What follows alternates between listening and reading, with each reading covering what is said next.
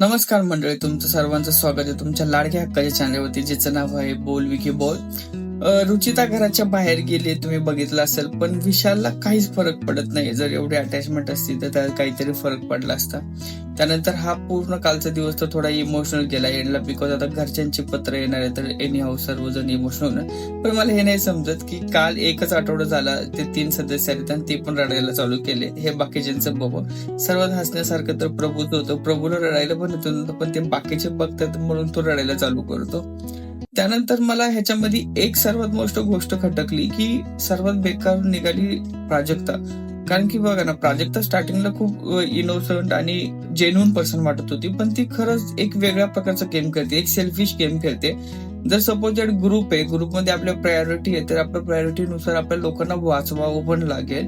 तर प्राजक्ता काय करते, प्रत्येक सीन मध्ये ना ती स्वतःला प्रायोरिटी ठेवते आणि ग्रुपमधल्या पर्सनला मागं ठेवते. कालचा टास्क होता, त्याच्यामध्ये तो सागर खूप रडला होता आपल्या मुलीच्या पत्रासाठी. तर तिने स्वतःहून म्हटलं पाहिजे होतं की ठीक आहे, तू एवढा रडलायस तर ते घे. तर तिथं सागरचाच मोठा पुढाकार आला की तू घे आणि तू वाचते पत्र.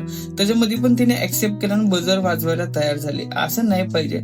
आता मी तर तिचं नाव आहे ना अँडोकोंडा ठेवलंय, कारण की तिने ना आतापर्यंत करणला गिळला, सचिनला गिळला, आयुषला गिळला आणि आता सागरला गिळणार आहे. सागरने खरंच त्याचा गेम खेळावा आणि स्वतःला प्राधान्य द्यावं, बिकॉज ट्रॉफी एकच जण घेऊन जाणार आहे, किती ग्रुप असला तरी.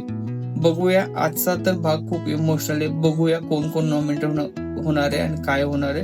भेटूया आता आपण उद्याच्या भागात. धन्यवाद.